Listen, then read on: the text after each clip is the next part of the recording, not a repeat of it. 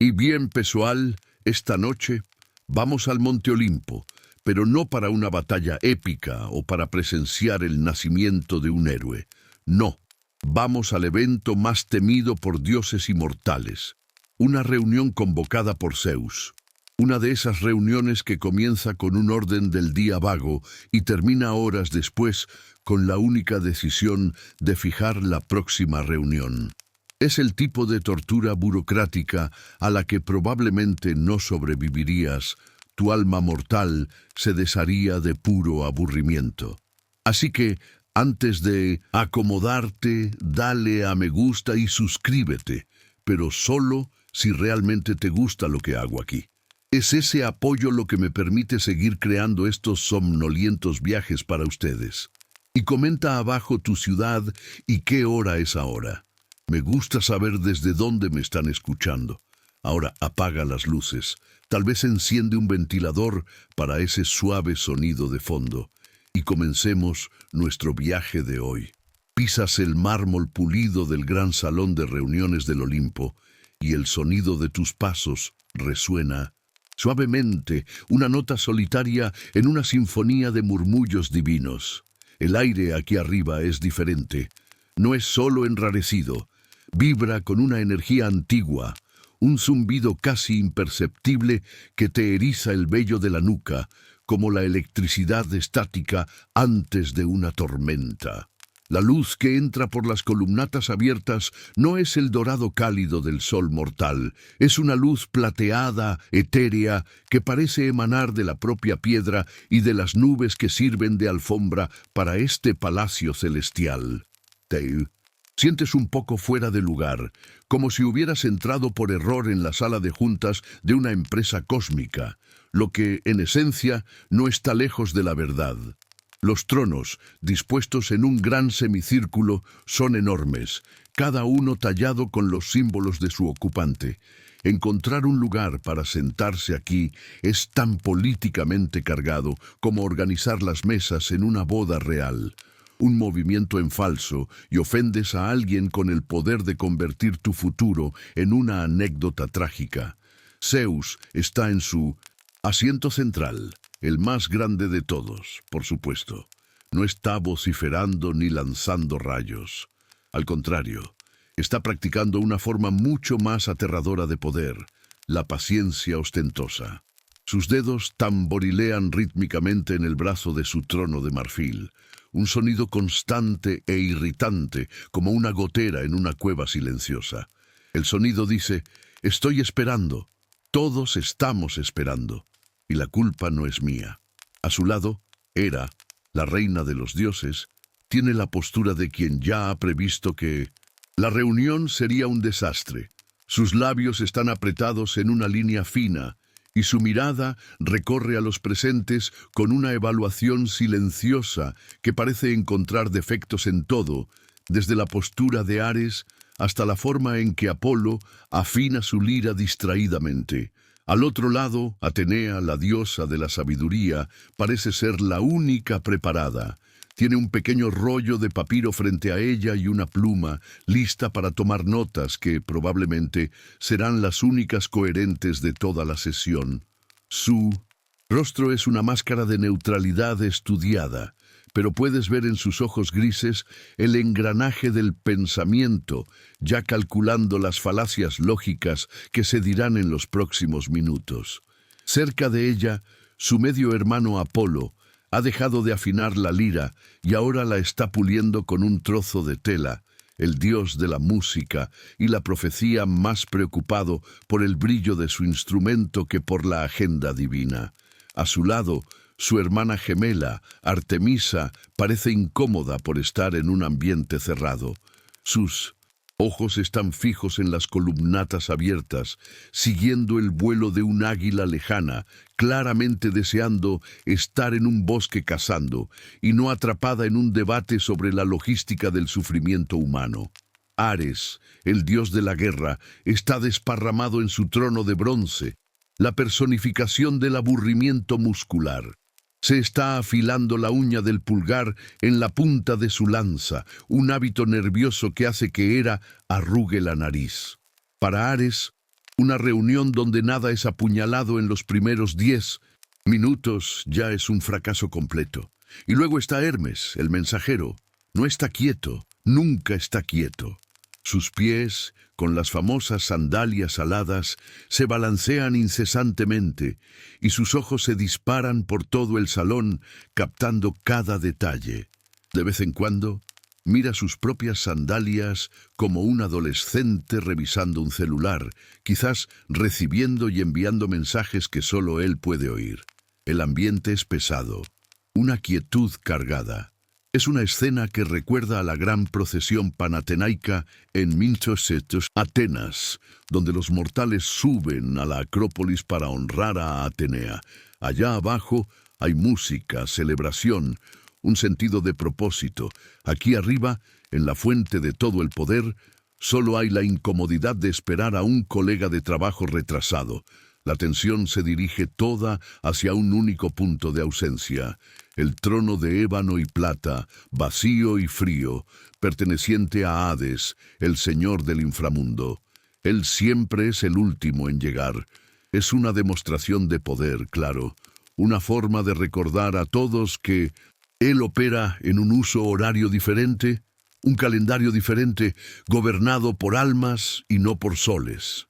Los historiadores todavía discuten si los 12 olímpicos eran solo figuras religiosas o si representaban, en realidad, una compleja alegoría de las relaciones de poder entre las ciudades-estado griegas.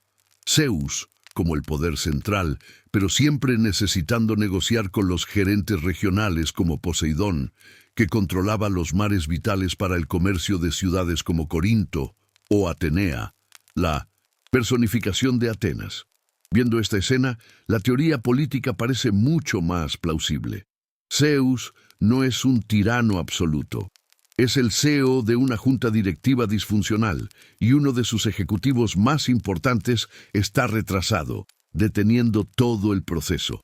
Lo hace a propósito, susurra Afrodita a Hefesto, que está sentado a su lado. Se está examinando las uñas, pero sus ojos están en el trono vacío. Le encanta hacer una entrada dramática. Hefesto, el maestro herrero, solo gruñe en respuesta. Su rostro robusto, impasible.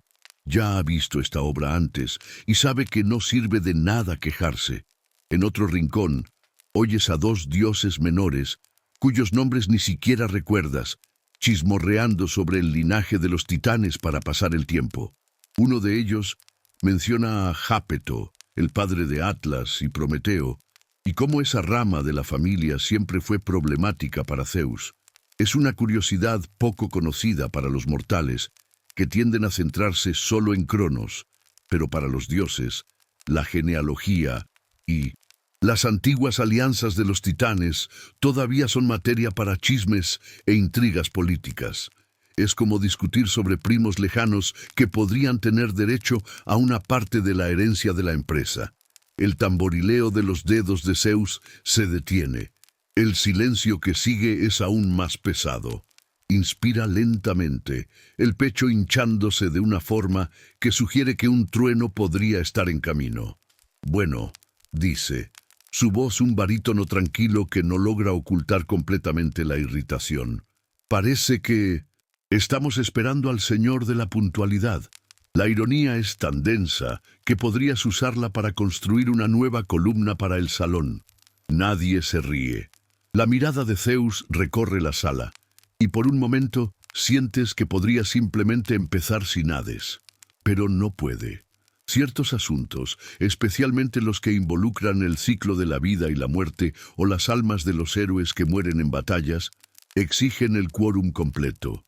Y así esperan. Y tú esperas con ellos, sintiendo el tiempo estirarse, en cada segundo convirtiéndose en un pequeño peso en la atmósfera ya opresiva del poder divino aburrido. Justo cuando el silencio se vuelve tan denso que amenaza con solidificarse, una sombra se mueve por el rabillo de tu ojo.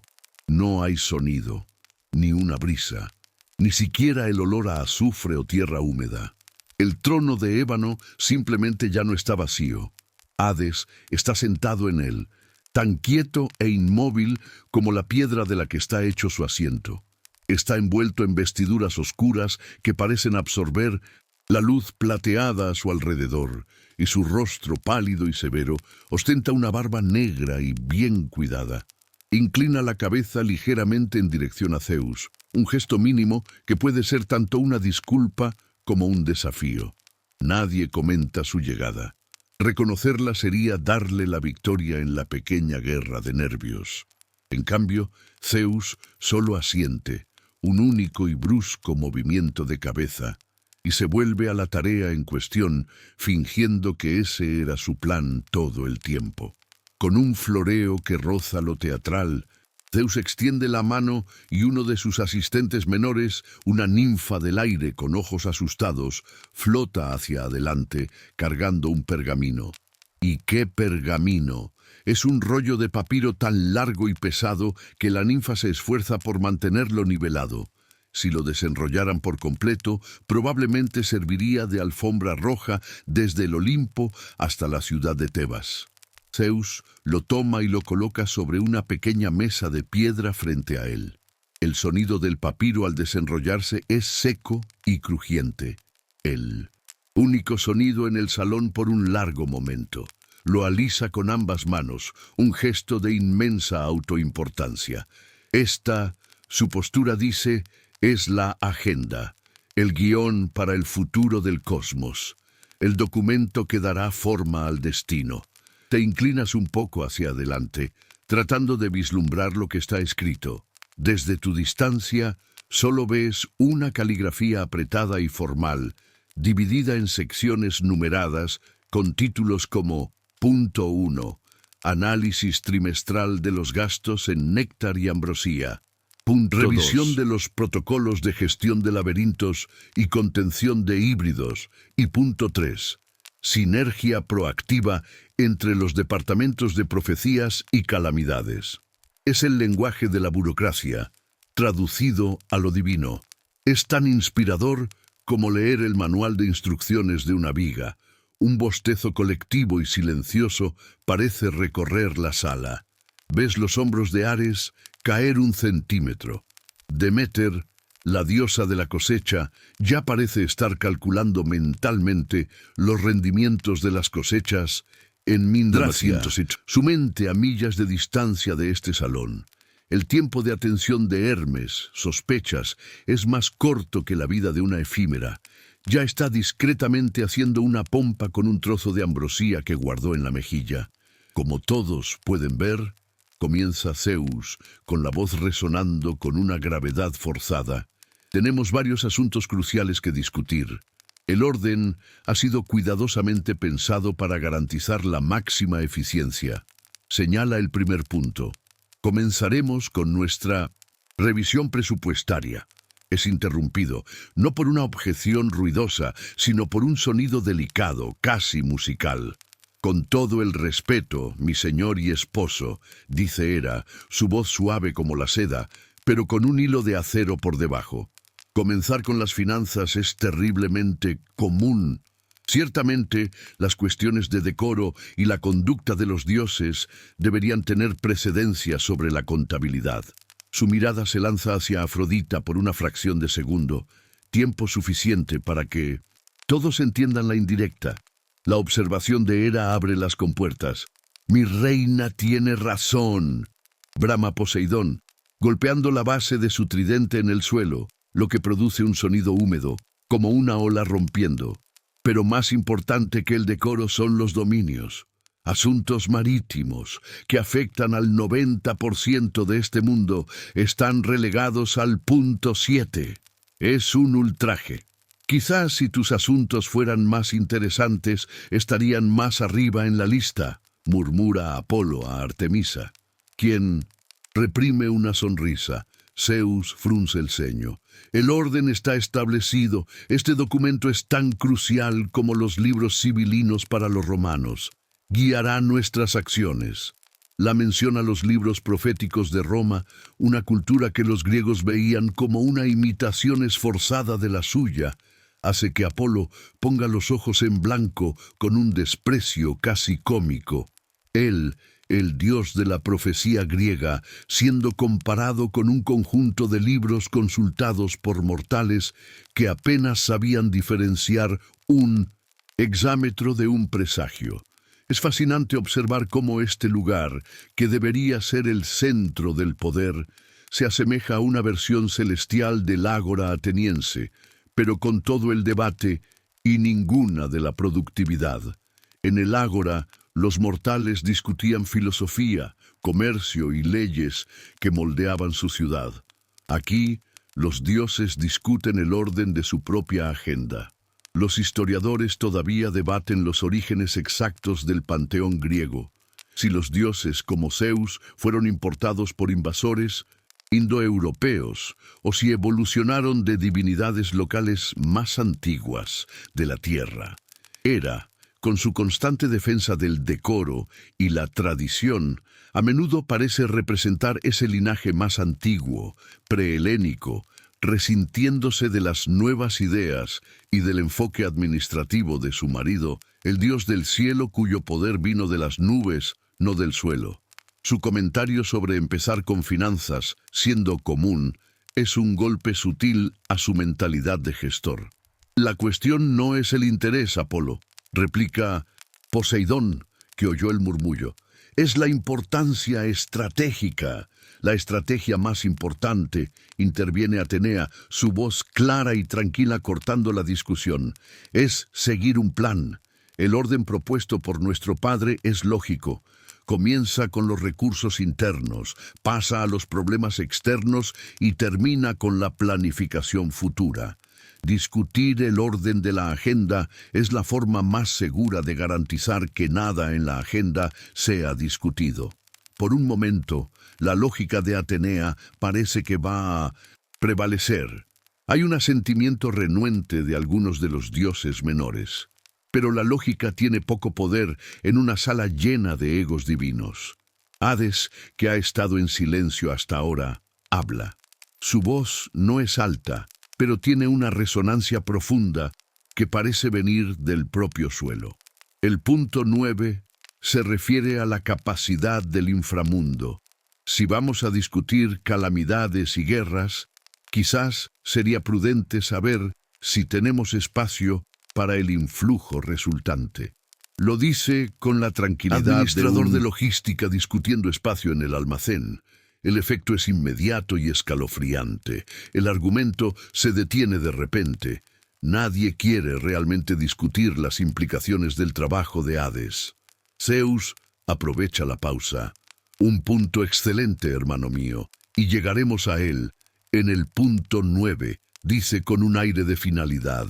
Mira a todos, uno por uno, desafiándolos a levantar otra objeción. Nadie lo hace. La victoria es pequeña, mezquina y completamente inútil, pero es una victoria. Endereza los hombros, satisfecho por haber restablecido el control. Excelente. Entonces, volviendo al punto 1. Se inclina sobre el pergamino el entusiasmo de un contador a punto de presentar su hoja de cálculo favorita y el bostezo colectivo regresa, más profundo y más desesperado esta vez. Punto 1. Anuncia Zeus, con la voz de quien está a punto de leer los términos y condiciones de un software. Coge un segundo pergamino, más pequeño y más parecido a un recibo de supermercado cósmico. El presupuesto para néctar y ambrosía. Hace una pausa, como si esperara que todos se inclinaran en anticipación. Nadie lo hace. Nuestro consumo ha aumentado un 17% en el último ciclo, mientras que las ofrendas de miel, nuestro principal ingrediente base, han disminuido en un 6%. Esto crea un déficit. Observas la escena desarrollarse, la pura y surrealista banalidad de todo. Los seres que controlan el sol y el mar, la vida y la muerte, están discutiendo un problema de flujo de caja. El néctar y la ambrosía, siempre imaginaste, serían sustancias de pura magia, el sabor del éxtasis en una copa, el alimento de la inmortalidad. Y lo son, pero, como todo, parecen estar sujetos a una cadena de suministro. Zeus habla de eficiencia de producción y optimización de recursos, usando términos que parecen haber sido robados de un gerente mortal de mediana edad. Ares parece genuinamente confundido. Tienes la sensación de que estaría feliz de beber cualquier cosa, siempre que se sirviera en el cráneo de un enemigo vencido. Hefesto, el maestro artesano, simplemente parece desinteresado. Puede forjar armas que canalizan el poder de las estrellas. La contabilidad de bebidas está muy por debajo de su categoría salarial divina. Es entonces cuando Apolo, que hasta ahora solo estaba puliendo su lira, se endereza en su trono de oro. Levanta una mano elegante, los dedos largos y perfectos de un músico. Padre, comienza. Su voz, un tenor melodioso, que transforma la palabra presupuesto en algo casi poético. Si me permites intervenir, quizás el problema no sea la cantidad que consumimos, sino la calidad. Pronuncia la palabra calidad, como si tuviera un sabor delicioso. El néctar estándar que hemos estado consumiendo es funcional, nutritivo sin duda, pero le falta alma, le falta el terroir. Zeus parpadea. ¿Le falta el qué? El terroir, repite Apolo con la paciencia de un profesor explicando los colores a alguien que solo ve en grises. El sabor del lugar, la esencia del suelo sagrado de donde viene. Tengo conocimiento de un manantial en las laderas del Monte Parnaso, cuidado por ninfas que cantan a las abejas. La miel que producen, la ambrosía hecha a partir de ella, no es solo alimento. Es inspiración. Una sola gota puede inspirar una epopeya. Mira directamente a Hermes. ¿Recuerdas, Hermes, aquella vez que pasamos por allí? Hermes deja de balancear los pies y sonríe, un brillo de recuerdo en los ojos. Ah, sí. Aquel lote tenía notas de azafrán y un final de tormenta de verano. Inolvidable. La sugerencia queda flotando en el aire. Un néctar gourmet. Una bebida artesanal para los dioses. Puedes ver la idea extendiéndose. Afrodita parece intrigada.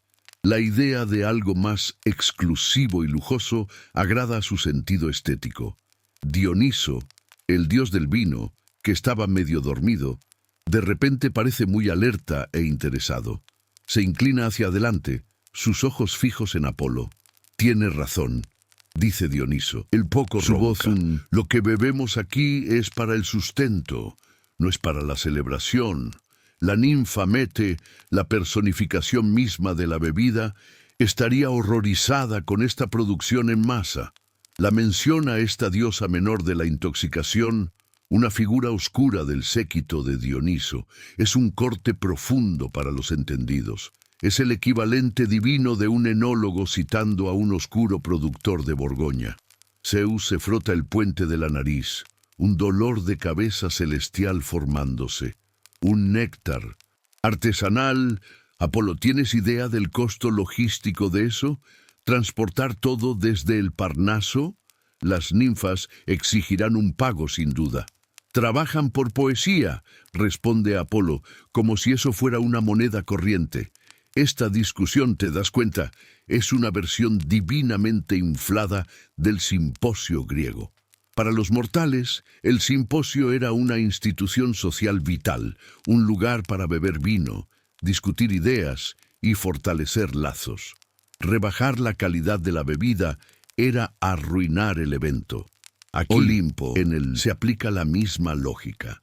Apolo y Dioniso no solo están discutiendo una bebida, están defendiendo su estilo de vida, su cultura de ocio y lujo. Para ellos, la propuesta de Zeus de optimizar costos suena como sugerir que empiecen a diluir el vino con agua, una ofensa para cualquier griego que se precie. El debate también refleja una cuestión que los historiadores mortales estudian desde hace siglos.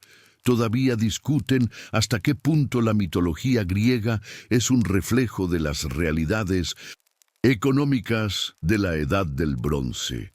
Las historias sobre manzanas de oro, el vellocino de oro o incluso la ambrosía Podrían ser metáforas para el control de rutas comerciales y recursos valiosos como el estaño, el ámbar o las especias exóticas. Zeus, al presentar su pergamino de costos, actúa menos como un dios y más como un rey micénico, preocupado por el balance de sus importaciones y exportaciones. Él está gestionando materias primas, mientras que Apolo habla de arte. La poesía no paga la seguridad extra contra sátiros ladrones, replica Hera, que ve la propuesta de Apolo exactamente por lo que es, un gasto frívolo. Estamos discutiendo un déficit, no cómo podemos gastar más en lujos. Pero quizás, argumenta Afrodita con su voz encantadora, si el néctar es más inspirador, los dioses se sentirán más inclinados a inspirar a los mortales. Más inspiración lleva a más poemas, más templos, más adoración y finalmente, más ofrendas. Es una inversión, no un costo.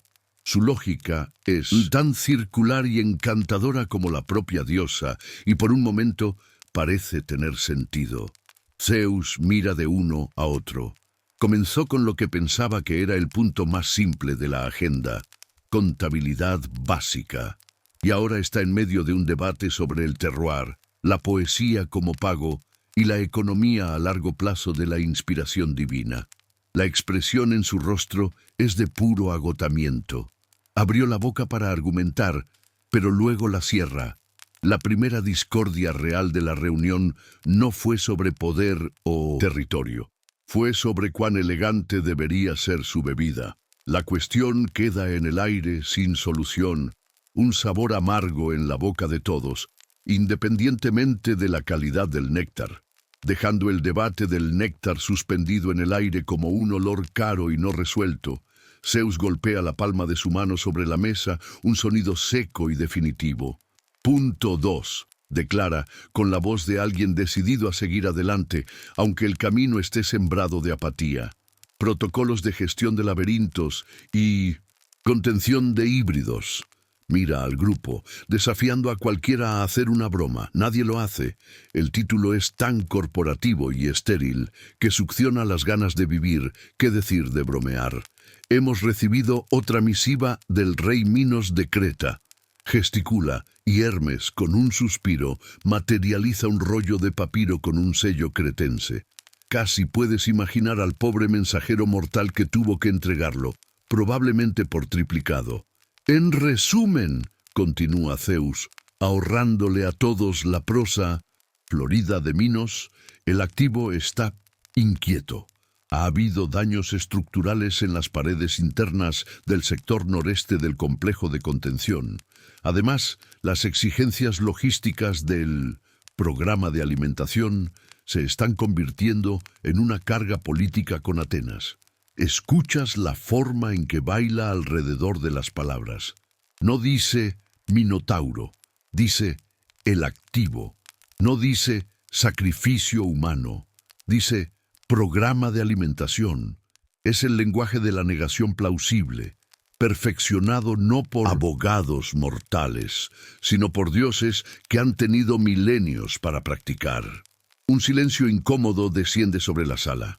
Este no es un problema nuevo, es un dolor de cabeza recurrente, un punto que aparece en la agenda cada pocos años. Ves a Poseidón, el dios del mar, moverse incómodamente en su trono. Después de todo, el origen de todo este problema se remonta a cierto toro blanco muy hermoso que él envió desde el mar. Hera le lanza una mirada que podría cuajar el océano. Un pequeño, te lo dije, silencioso que atraviesa la sala. La cuestión del Minotauro es, para la familia olímpica, uno de esos secretos embarazosos que todos conocen. Pero nadie quiere discutir en la cena de Navidad. Es una mezcla de mala conducta divina, una decisión impulsiva de un mortal y un caso muy extraño de recursos humanos. Daños estructurales. Hefesto, el dios herrero, habla por primera vez. Su voz, un barítono grave como el resonar de un martillo en un yunque lejano. Advertí que el diseño de Dédalo era demasiado artístico, Demasiado énfasis en la desorientación, poco en la integridad estructural. Siempre fue bueno haciendo sus daidala, murmura, usando el término antiguo para estatuillas de madera ingeniosamente talladas. Pero la arquitectura de contención para un ser de fuerza sobrehumana es otra conversación. El comentario es un golpe profesional, un maestro artesano criticando el trabajo de un rival mortal. Para Hefesto, Dédalo era un aficionado talentoso, no un verdadero ingeniero. El problema no es el diseño, replica Atenea, siempre la defensora de la estrategia. El problema es el propósito. El laberinto nunca fue concebido como una prisión permanente, sino como una solución a un problema que no debería haber existido. Su mirada también parpadea en dirección a Poseidón. La discusión que sigue es surrealista. No hablan del monstruo, del terror, de la tragedia. Hablan como una junta directiva. Ares sugiere una solución terminal, lo que significa simplemente apuñalarlo, pero Zeus lo descarta como demasiado directo y malo para las relaciones públicas concreta. Afrodita se pregunta si el problema no es la soledad. Quizás solo necesita un poco de compañía, una sugerencia que es recibida con un silencio atónito. Hermes, siempre el pragmático, ofrece una sugerencia que suena extrañamente moderna. ¿Por qué no lo externalizamos? Siempre hay un héroe mortal ambicioso buscando hacerse un nombre. Publicamos una solicitud de propuestas, ofrecemos la mano de una princesa, un reino, el paquete habitual.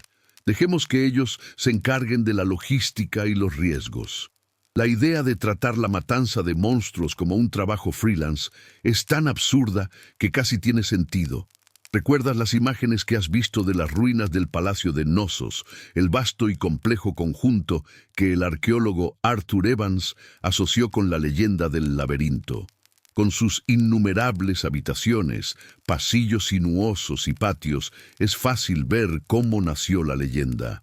Minos, desde su sala del trono en Knossos, está esencialmente enviando correos electrónicos de queja a la sede divina. La mayor falla de diseño del laberinto, piensas con una punzada de humor seco, es probablemente la falta de una cafetería decente para mantener satisfecho al activo. El debate entre los dioses refleja perfectamente la discusión entre los historiadores mortales. Todavía se preguntan si el mito del Minotauro es una memoria distorsionada de un antiguo y poderoso culto al toro de la civilización minoica, donde jóvenes atletas realizaban acrobacias peligrosas saltando sobre toros. ¿O sería el mito pura propaganda ateniense, una forma de demonizar el poder de Creta, que en esa época exigía tributo a Atenas, los jóvenes para el programa de alimentación, retratando a su rey como el guardián de un monstruo antinatural? Los dioses, en su discusión, parecen igualmente divididos. ¿Es un problema de familia, una cuestión divina que salió mal, la visión del culto al toro? ¿O una herramienta política para mantener el equilibrio de poder en el Egeo, la visión de la propaganda? No podemos simplemente ignorar a Minos, dice Hera, su voz trayendo a todos de vuelta a la realidad burocrática. Es un rey poderoso y, más importante, es hijo de Zeus. Mira a su esposo. Es tu responsabilidad.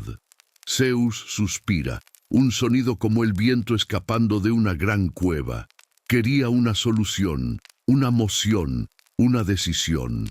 En cambio, consiguió críticas de arquitectura, sugerencias de apareamiento para monstruos y una propuesta para contratar a un mercenario.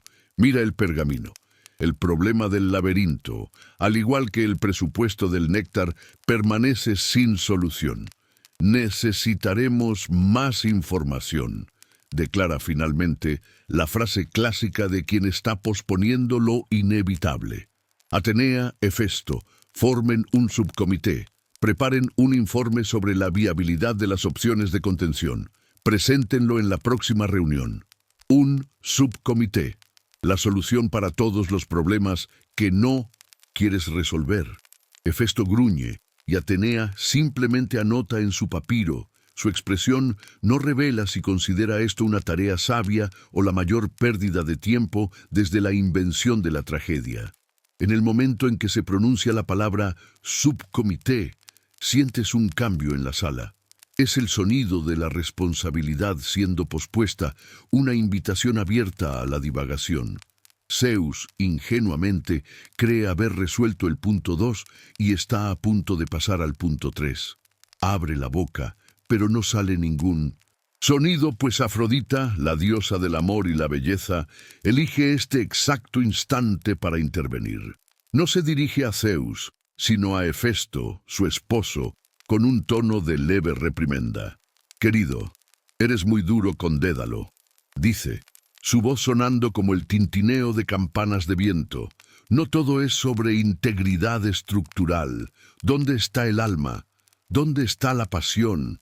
Un lugar debe inspirar, no solo contener. Hefesto solo gruñe, sabiendo que ninguna buena respuesta vendría de eso. Pero la puerta ha sido abierta. Afrodita, ahora de pie, hace un gesto amplio que abarca todo el salón de reuniones. «Miren este lugar», suspira, con la angustia dramática de una decoradora de interiores mirando una alfombra beige de los años 70.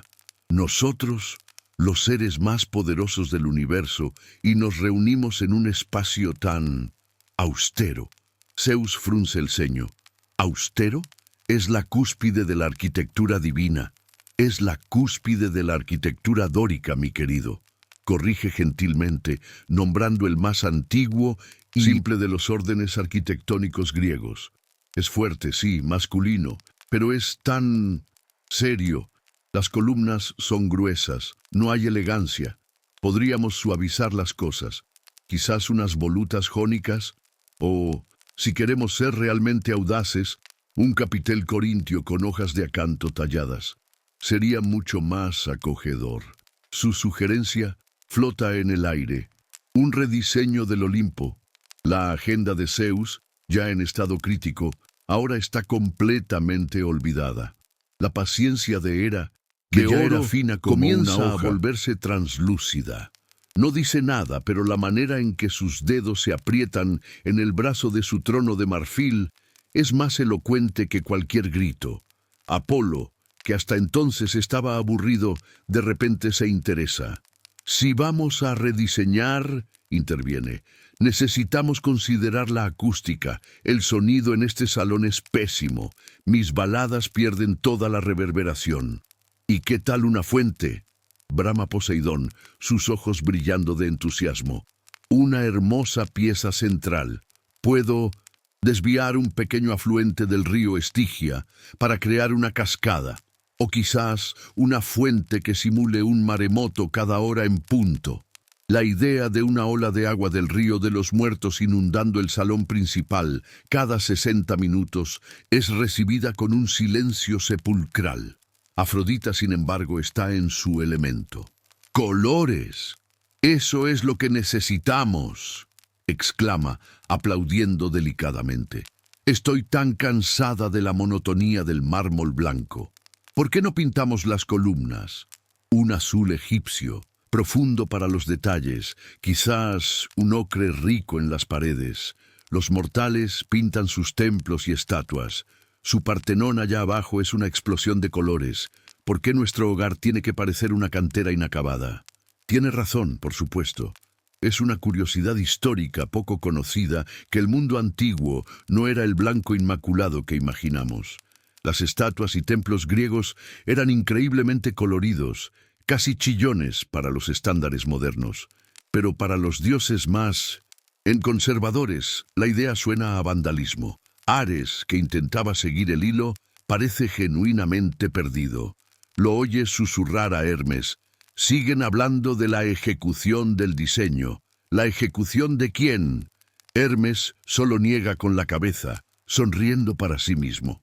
Las sugerencias de Afrodita de colores egipcios y estilos corintios más ornamentados tocan un debate que fascina a los historiadores mortales.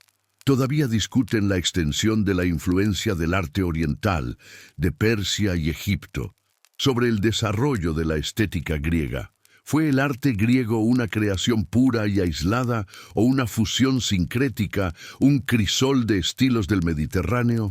La propia Afrodita, cuyo mito tiene profundas raíces en diosas de la fertilidad de Oriente Próximo como Astarte, personifica esta conexión. Sus ideas de diseño extranjeras son una expresión de su propia naturaleza híbrida, y eso irrita visiblemente a la reina de los dioses. Para Hera, que se ve a sí misma como la matriarca de la tradición, puramente helénica, la sugerencia de pintar el Olimpo con colores bárbaros es un insulto personal. Este es el hogar de los dioses, no un burdel en Chipre. La voz de Hera finalmente corta el aire, baja y peligrosa. El silencio es instantáneo. Afrodita se sonroja, una mezcla de ira y vergüenza. La referencia a la isla sagrada de Afrodita, famosa por sus templos y rituales de fertilidad, fue un golpe certero y cruel. Zeus, viendo su reunión descarrilar de un debate presupuestario a una pelea sobre decoración e insultos geográficos, intenta desesperadamente retomar el control. ¡Basta!, truena, aunque su voz tiene un tono más de agotamiento que de furia. No estamos aquí para discutir tapices o esquemas de colores. Tenemos una agenda. Gesticula hacia el pergamino olvidado en su mesa, que ahora parece un artefacto de una reunión completamente diferente, de una era más enfocada y productiva. Pero el daño ya está hecho. La atmósfera está envenenada por la indirecta de Hera. Apolo ahora está enfurruñado porque nadie tomó en serio su sugerencia sobre la acústica. Poseidón está decepcionado por la fría recepción a su fuente del tsunami. El foco de la reunión se ha hecho añicos, y la paciencia de Hera, ahora completamente agotada, se cierne sobre la sala como una nube de tormenta negra, prometiendo que, aunque la reunión vuelva a encarrilarse, el resto del viaje será extremadamente incómodo.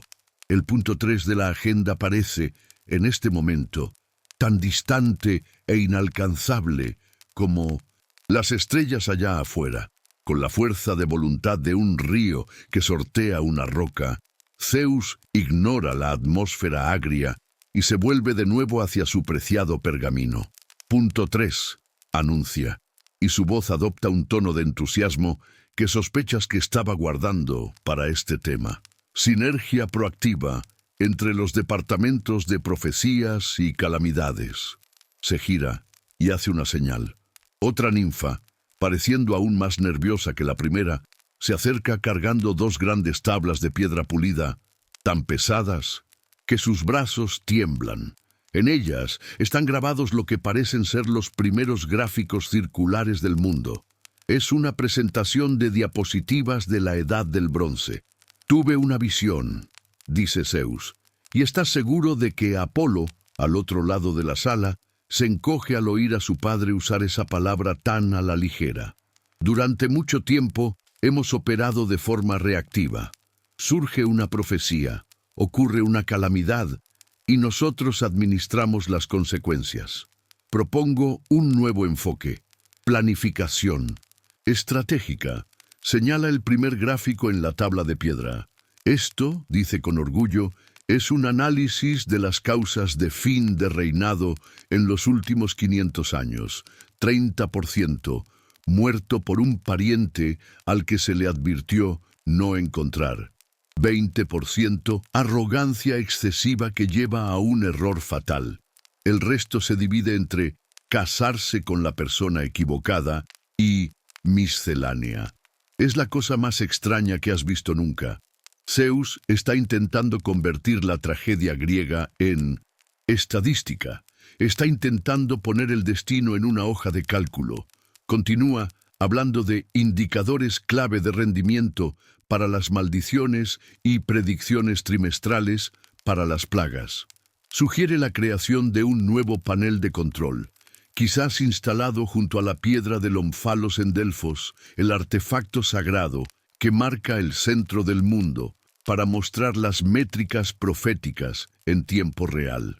La idea de poner un marcador de calamidades junto al ombligo del mundo es tan cursi y sacrílega que sientes un escalofrío de vergüenza ajena. Durante todo este tiempo, Apolo permanece en silencio. Su postura, antes relajada, ahora es rígida. Sus dedos, que antes pulían su lira, ahora la agarran con tanta fuerza que sus nudillos están blancos. Ya no está aburrido ni desdeñoso, está ofendido, profunda, artística y teológicamente ofendido. Para él, la profecía no es un conjunto de datos, es un arte sagrado, un diálogo delicado y peligroso con los hilos del destino. Es el aliento en el templo de Delfos, sus palabras ambiguas y llenas de múltiples significados. Es la poesía de la incertidumbre, y su padre, el rey de los dioses, lo está tratando como un informe de mercado. Hades, por primera vez, parece genuinamente interesado. Se inclina hacia adelante, sus ojos oscuros, fijos en las tablas de piedra. Calamidades. Reflexiona en voz alta, la palabra sonando natural en sus labios. Una predicción más precisa ciertamente ayudaría en la planificación de capacidad. La gestión del inframundo, te das cuenta, tiene todo que ver con los picos de demanda. Hermes ahoga una risa.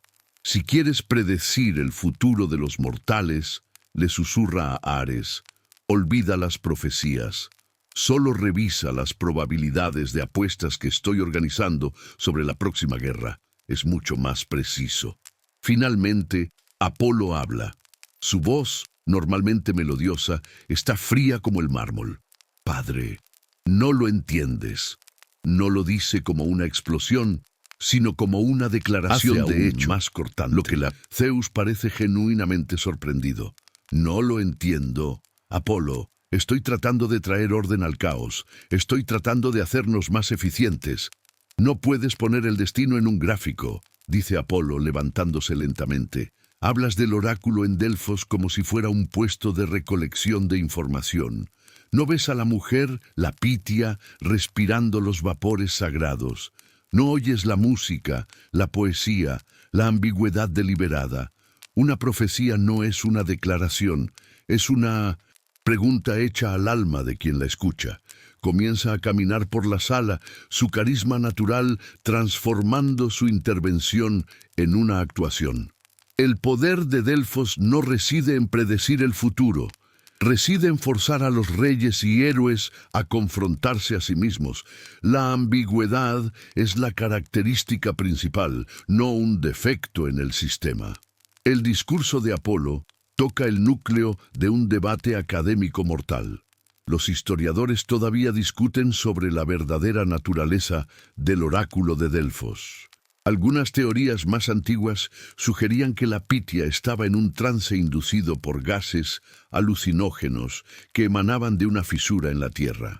Investigaciones más recientes cuestionan esto, sugiriendo que el poder de Delfos residía en una red de inteligencia increíblemente sofisticada.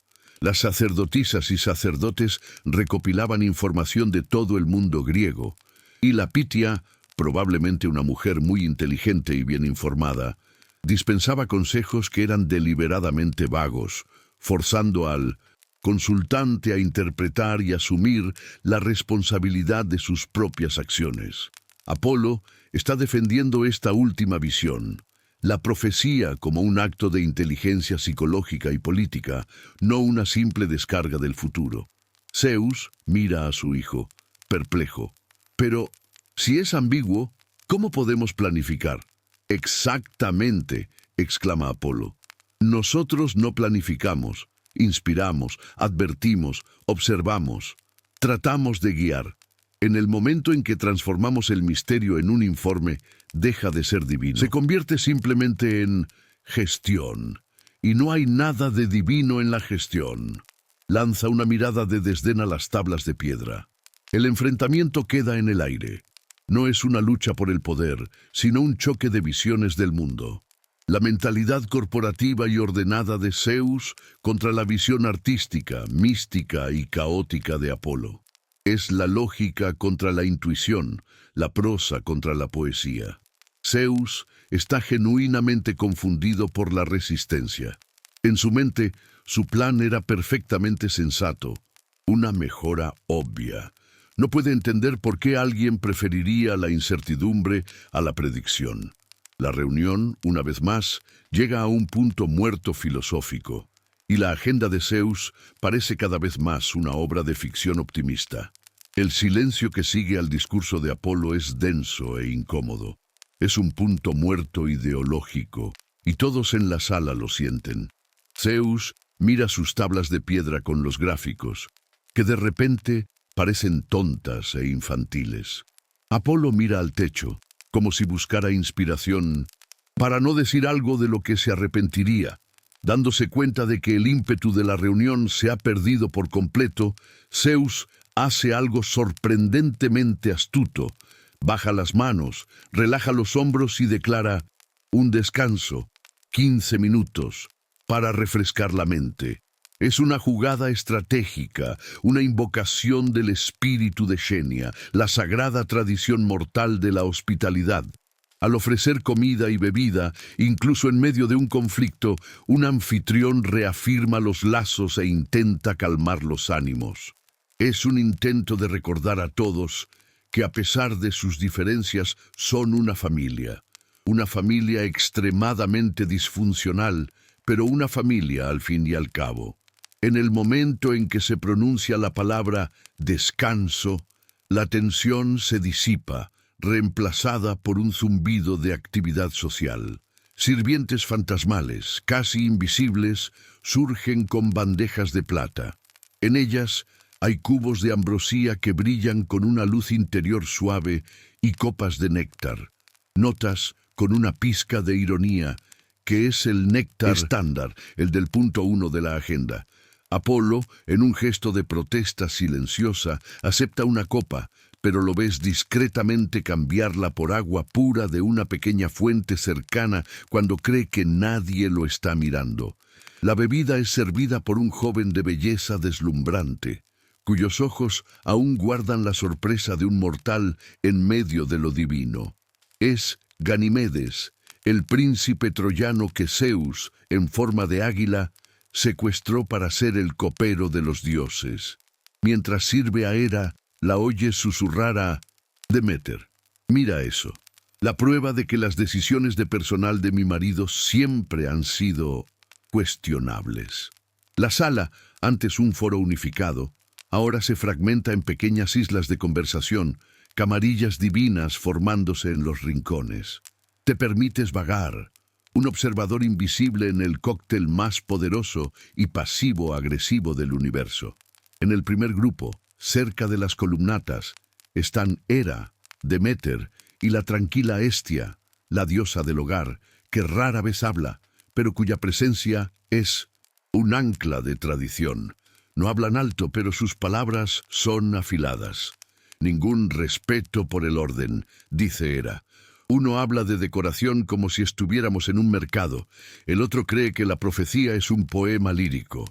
Y Zeus los alienta con sus presentaciones.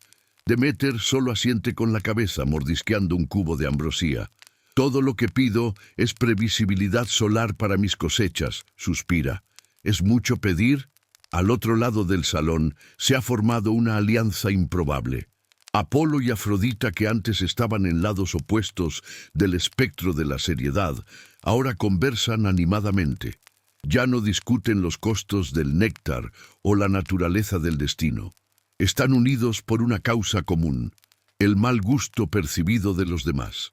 Y la idea de un maremoto de agua del Estigia, dice Apolo, con una sonrisa de escarnio, tan sutil como un mazo.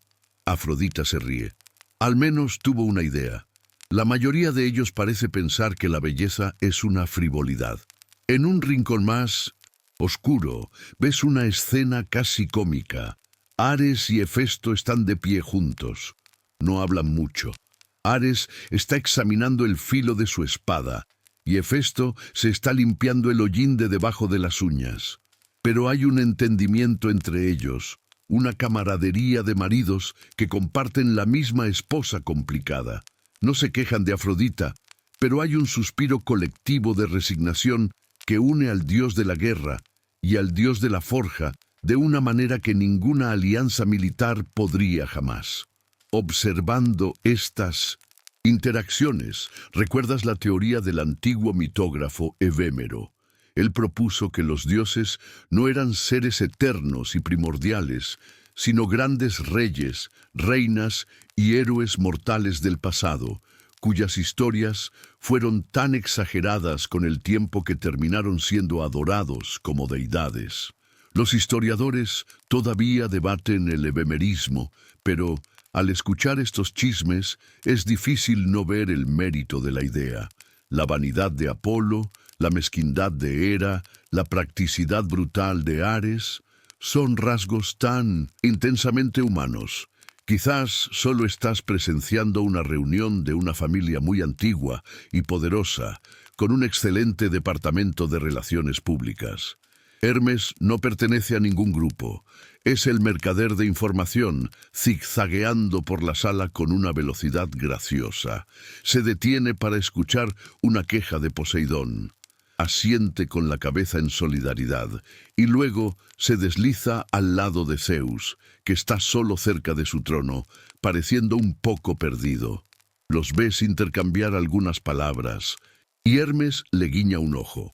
Está recolectando e intercambiando chismes como si fueran dracmas, manteniendo el flujo de información social, que es la verdadera moneda de poder en el Olimpo. Atenea, como siempre, permanece apartada, no por esnobismo, sino por concentración. Está revisando sus notas, su mente ya trabajando en cómo estructurar el subcomité del laberinto. Y Hades no se ha movido de su trono, un observador silencioso de todo el teatro, su desinterés siendo la forma más potente de intimidación. El descanso, que debería haber calmado los ánimos, en realidad solo ha servido para solidificar las facciones. La reunión comenzó con una unidad renuente. Ahora está a punto de reanudarse con alianzas y resentimientos recién afirmados. El sonido de las manos de Zeus aplaudiendo resuena por el salón, un llamado para el fin del recreo. Los dioses se mueven lentamente de vuelta a sus tronos, llevando consigo el peso de sus pequeñas conspiraciones y conversaciones secretas. Los dioses se acomodan de nuevo en sus tronos, la energía de la sala ahora fragmentada e inquieta. Zeus, con la determinación de un capitán tratando de enderezar el timón en una tormenta, golpea el pergamino. Bien, ¿dónde estábamos? Sí. Punto 4. Estandarización de las formas de animales para transformaciones divinas. Pero no puede terminar la frase. Un sonido fuerte y retumbante de madera golpeando el mármol lo interrumpe. Es Poseidón, que ha golpeado la base de su tridente en el suelo con una fuerza que hace vibrar las copas. «Esto no puede esperar», brama, la voz retumbando como olas rompiendo contra un acantilado. Sus ojos azules, normalmente del color de un mar de verano, ahora están oscuros y turbulentos. Zeus cierra los ojos por un largo segundo. «Poseidón», dice con una paciencia que claramente se está agotando. «Ya lo discutimos. Tu punto está en la agenda. Es el número 7. «¡7!», se burla Poseidón. «Para entonces, mi dominio puede haberse desintegrado. La cuestión del mantenimiento de mi tridente es una emergencia de seguridad olímpica». Levanta el arma divina para que todos puedan verla. Es una vista magnífica, con 3 puntas de un metal celestial que brilla con luz propia. Pero Poseidón no la está mostrando con orgullo, la está presentando como una prueba. «¡Miren!», ordena. ¿Notan la ligera corrosión en la punta central? Es por el uso excesivo de agua salada para extinguir esos incendios de Hefesto en Sicilia. Y la calibración de los terremotos está completamente desajustada. La semana pasada quería causar un temblor de nivel 4 en una isla pirata y terminé hundiendo una pequeña península deshabitada. El desperdicio de energía es absurdo. Observas, fascinado, el dios de los océanos, el sacudidor de la tierra, se está quejando de óxido y mala calibración, como un mortal quejándose de su coche en el taller. Hefesto, al ser mencionado, se cruza de brazos y frunce el ceño. Casi puedes verlo, calculando mentalmente un nuevo presupuesto de Minmont reparación, con una tarifa extra por cliente difícil. El problema, continúa Poseidón, ahora caminando frente a su trono, usando el tridente como un bastón dramático, es que el servicio ya no es el mismo. Cuando los telquines originales forjaron esta arma, dice, nombrando a los míticos demonios marinos y maestros herreros, hicieron un trabajo para la eternidad, pero, como se deshicieron de ellos por practicar magia peligrosa, lanza una mirada acusadora a Zeus y Hera. Ya no tengo soporte técnico del fabricante, tengo que depender de fuentes externas. La mirada que lanza a Hefesto deja claro quién es la fuente externa y sobrevalorada.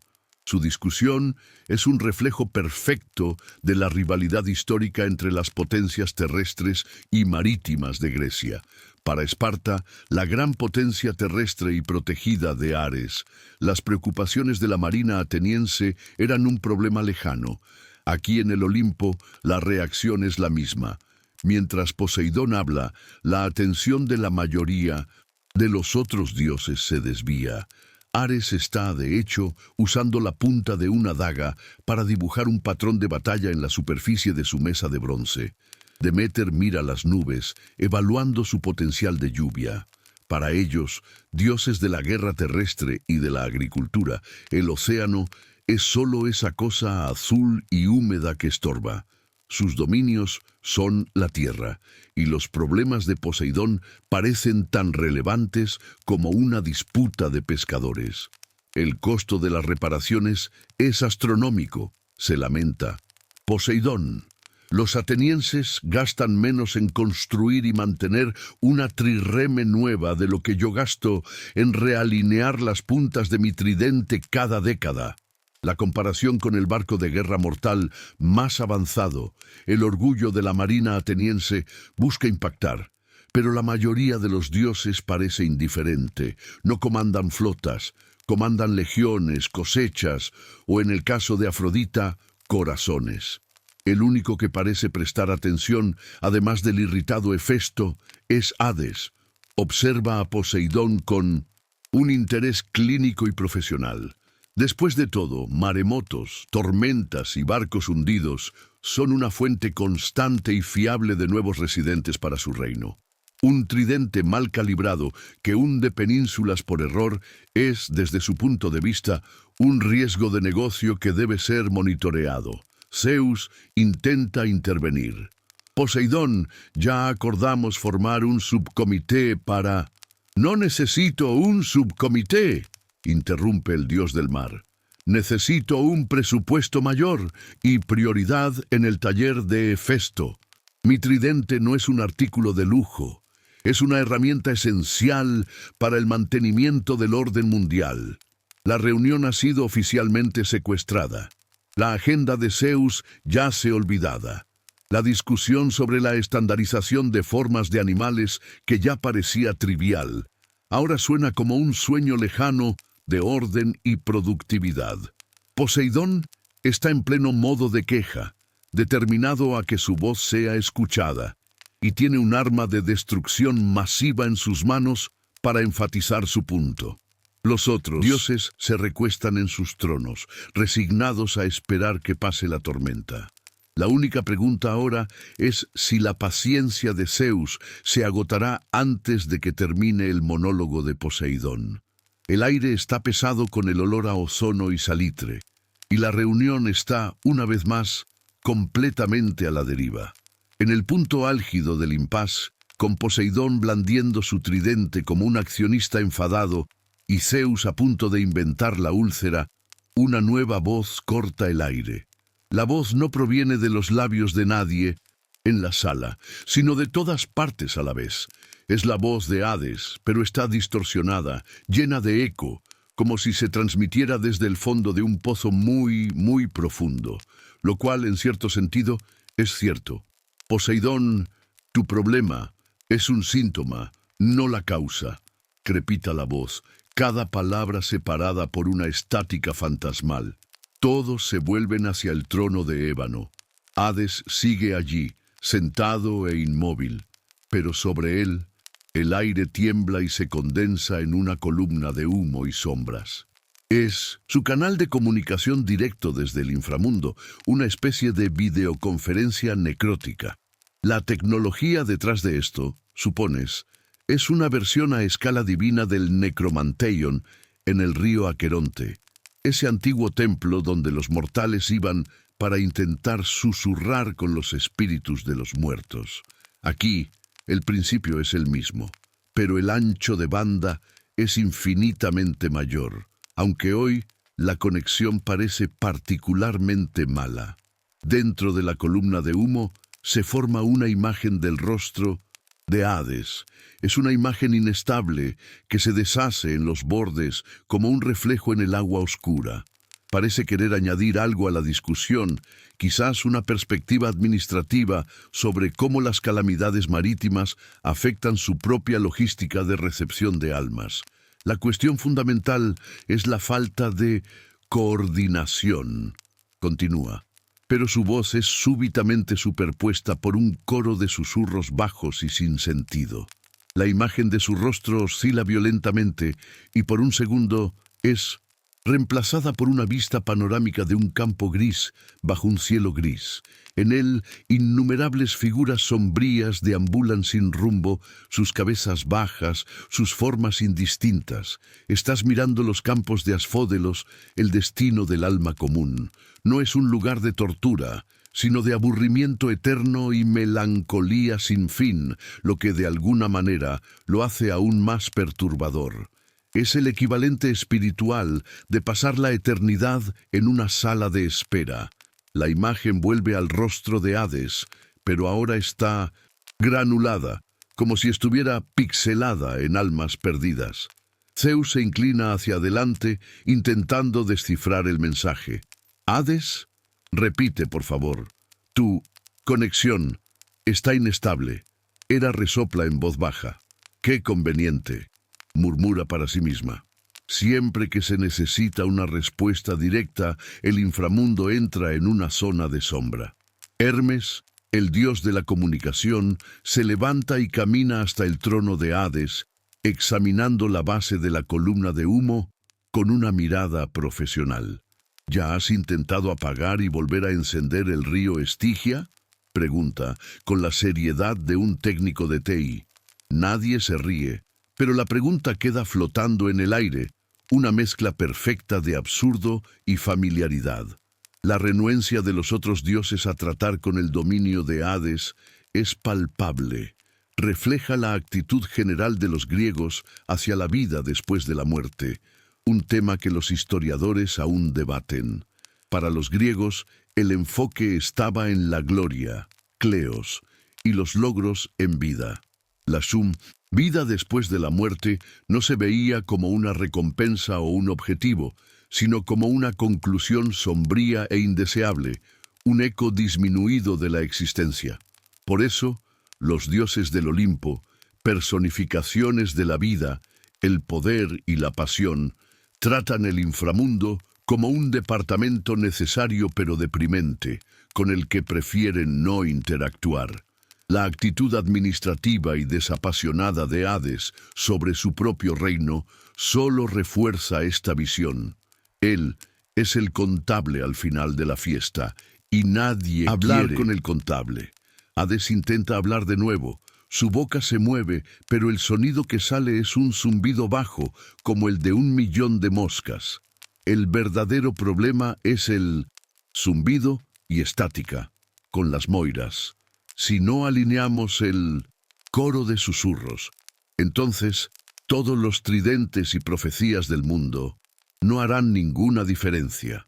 Claramente estaba tratando de hacer una observación crucial sobre el destino. El poder supremo que ni siquiera los dioses pueden controlar por completo, pero la parte más importante de la frase fue completamente engullida por la mala conexión. El intento de contribuir solo ha generado más confusión, con un sonido final como el de un suspiro colectivo de miles de almas. La columna de humo se deshace e implosiona en silencio. La presencia extra de Hades se ha ido, dejando solo al dios físico, sentado en su trono, con una expresión que podría ser de frustración o de indiferencia. Es imposible saberlo.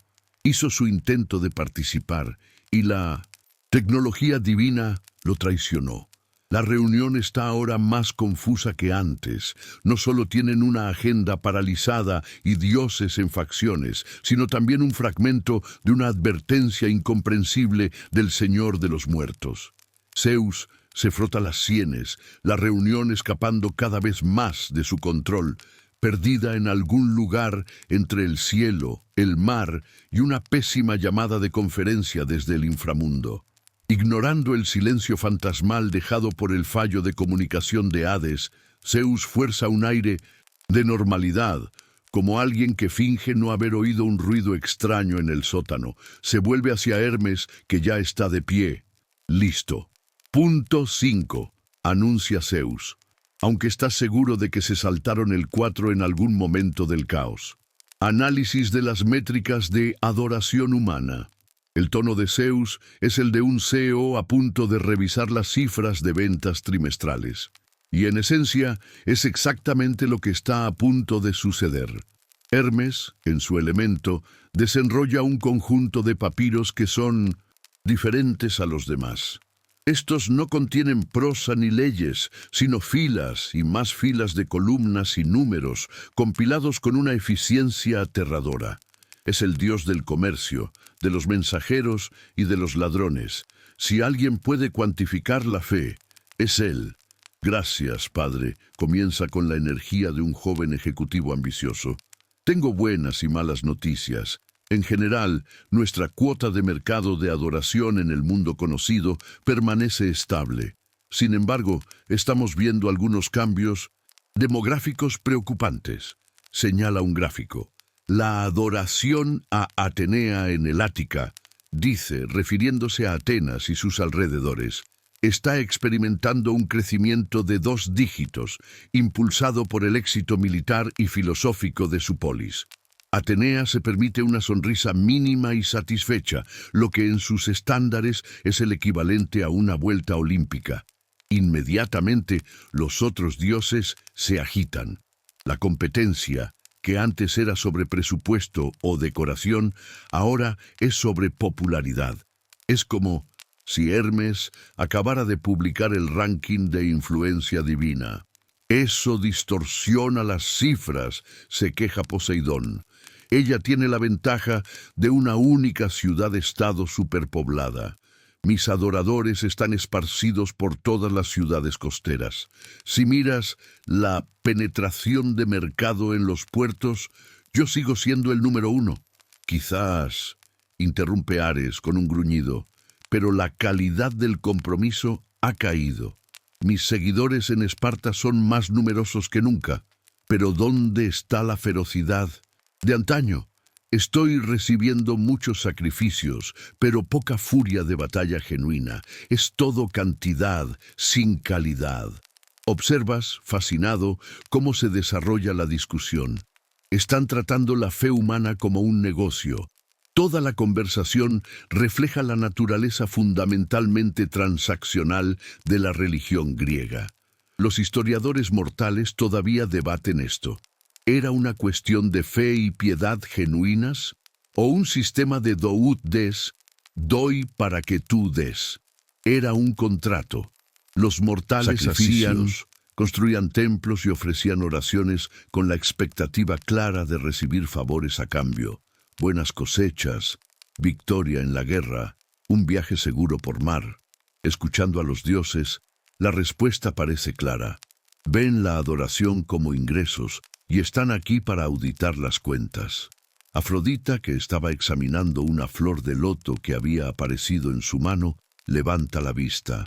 Todos ustedes hablan de números, dice, con su voz melodiosa. Un único poema de amor sincero de una poetisa en Lesbos vale más para mí que 100 cabras sacrificadas por un general que solo quiere un buen presagio. Mis métricas no pueden contarse, deben sentirse. Es un argumento elocuente por la calidad sobre la cantidad, pero suena completamente fuera de lugar en medio del análisis de datos de Hermes. Hermes, impasible, continúa con su presentación.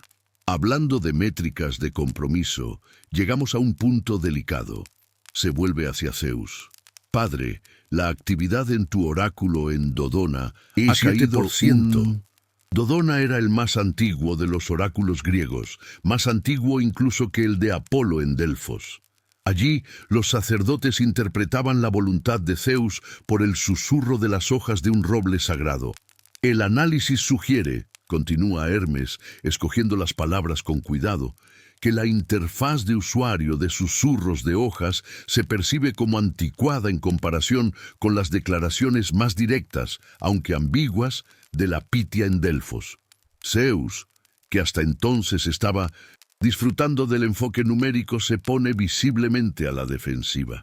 Anticuada, es sutil, requiere inteligencia para interpretar, no es para los impacientes. Está defendiendo su propio oráculo, que está perdiendo terreno frente al de su hijo, Apolo, quien parece muy satisfecho con esta información. La discusión se transforma en una disputa sobre qué dios tiene los seguidores más valiosos, la mejor marca, la estrategia de crecimiento más eficaz. Es la reunión de directores más vanidosa del universo. Están en la práctica discutiendo sus cloud scores, midiendo su valor por el volumen de atención que reciben de los mortales. Hera se queja de que la adoración a ella en Argos, aunque estable, es eclipsada por la cobertura mediática que recibe Afrodita. Hefesto refunfuña que sus adoradores son principalmente artesanos, que son productivos, pero no lo suficientemente ricos para grandes sacrificios. Cada uno de ellos se ve como una marca compitiendo por atención en un mercado saturado. Hermes concluye su presentación con un resumen que no agrada a nadie, sugiriendo iniciativas de marketing cruzado y campañas para aumentar el reconocimiento de la marca en regiones de bajo rendimiento. El análisis de métricas que Zeus esperaba que trajera claridad y un sentido de propósito compartido, solo sirvió para inflamar los egos, destacar las rivalidades y transformar la gestión del cosmos en un concurso de popularidad. La unión en el salón está más frágil que nunca y todavía quedan muchos puntos por discutir en la agenda cada vez más irrelevante de Zeus. El aire en la sala está pesado por la resaca de la competencia de popularidad. Los dioses están malhumorados, cada uno calculando en silencio su propio valor basándose en los números de Hermes. Zeus, en un intento desesperado por cambiar el tono, se levanta con una explosión de energía forzada. Parece un facilitador de team building intentando animar a un equipo un lunes por la mañana. Basta de mirar al pasado, proclama, con la voz sonando un poco demasiado alta. Miremos al futuro, innovación, nuevas ideas. No hay malas ideas en una lluvia de ideas. La última frase es recibida con un silencio tan profundo que sospechas que los dioses están, colectivamente, imaginando muchas malas ideas. Vamos, insiste Zeus, piensen en grande. ¿Qué necesita el mundo? ¿Qué necesitamos nosotros? ¿Una nueva calamidad? ¿Un nuevo festival? Se instala un silencio incómodo. Los dioses miran sus propias manos, el techo, cualquier lugar menos a Zeus. La primera en romper el silencio, como siempre, es la voz menos sutil de la sala. Una guerra, dice Ares, con la simplicidad de quien pide más pan. Una guerra realmente grande y larga, en un lugar nuevo, quizás Italia. Parecen estar volviéndose complacientes. Sería un proyecto de compromiso público a largo plazo. Lo dice como si estuviera proponiendo una campaña de caridad. Zeus duda. Una guerra... Sí, Ares, anotado. Una opción clásica. Claramente esperaba algo más. Creativo. ¡Un reinicio!, brama Poseidón, todavía resentido por haber sido ignorado. Propongo un reinicio completo del sistema. Una gran inundación. Limpia todo, nos deshacemos de los proyectos problemáticos y podemos empezar de cero con una base de usuarios más selecta. La idea de un diluvio global como una forma de borrar el disco duro de la humanidad es tan drástica que incluso Zeus parece desconcertado. Un poco extremo, quizás, Poseidón, pero agradezco la ambición. Esta discusión sobre crear nuevas calamidades o festivales toca directamente un debate que los estudiosos mortales tienen sobre la función de los mitos. Eran principalmente etiológicos, historias creadas para explicar fenómenos naturales, como por qué un volcán entra en erupción, o eran cuentos morales, narrativas para reforzar las normas sociales y advertir sobre las consecuencias de la arrogancia o la desobediencia. Las ideas de los dioses parecen encajar perfectamente en estas dos categorías: la calamidad de Ares y Poseidón como una herramienta de control poblacional y moral, y las fiestas que otros están a punto de sugerir como una forma de celebrar y reforzar el poder divino. Deméter, que ha estado callada durante la mayor parte de la reunión, finalmente habla, su voz llena de una autoridad serena. Necesitamos más rituales que conecten a los mortales con la tierra. Propongo una expansión de las tesmoforias. Se refiere al antiguo festival, exclusivamente femenino, celebrado en su honor y el de su hija Perséfone, para celebrar la fertilidad de la tierra. Podríamos convertirlo en un evento panhelénico, 3 días de ritos secretos, solo para mujeres, para asegurar la abundancia de las cosechas para todos. La sugerencia es sensata y bien intencionada, pero el énfasis en solo para mujeres y en los ritos secretos hace que los dioses masculinos se muevan incómodamente en sus tronos. Ares parece confundido, Poseidón desinteresado y Zeus simplemente parece cansado de lidiar con otro evento en el que no podrá participar. Necesitamos algo que nos una a todos, dice Zeus, tratando de guiar la conversación. Recuerden los Juegos en Olimpia, eso fue un éxito, competición, gloria, miles de espectadores, todos adorándome, fue fantástico. Inspirado por esto, Apolo se manifiesta. Un concurso de música, sugiere con los ojos brillantes. Como los Juegos, pero para las artes. El mayor festival de música que el mundo haya visto.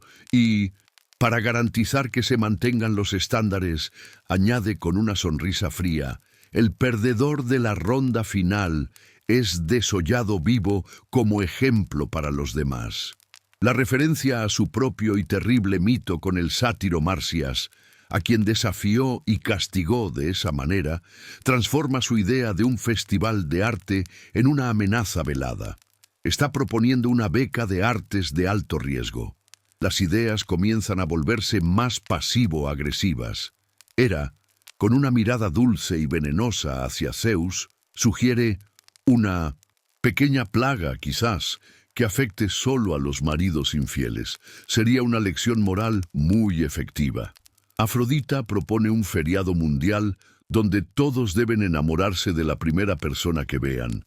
Una receta para el caos absoluto que describe como una celebración de la espontaneidad del corazón. Hefesto murmura algo sobre un concurso de construcción de autómatas, el único tipo de competencia que le interesa.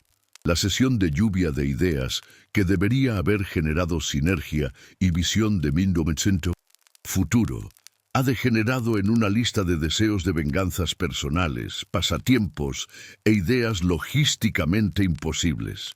Zeus mira el espacio vacío junto a su agenda, donde debería estar anotando las ideas brillantes. En cambio tiene Guerra, diluvio, un festival exclusivo para mujeres, un concurso de música mortal y una plaga para adúlteros. Ninguna de estas propuestas parece ser la gran iniciativa unificadora que había imaginado. El ejercicio de pensar fuera de la caja solo ha servido para reforzar cuán firmemente cada dios estaba atrapado dentro de su propia caja de ego e interés propio. La energía en la sala está más baja que nunca.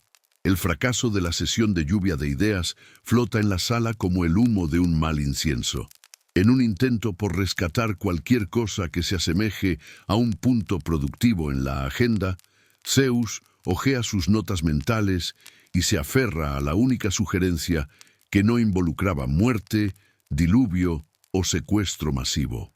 Deméter dice, volviéndose hacia la diosa de la cosecha: mencionaste la importancia de la agricultura, las cosechas. Eso requiere un clima estable.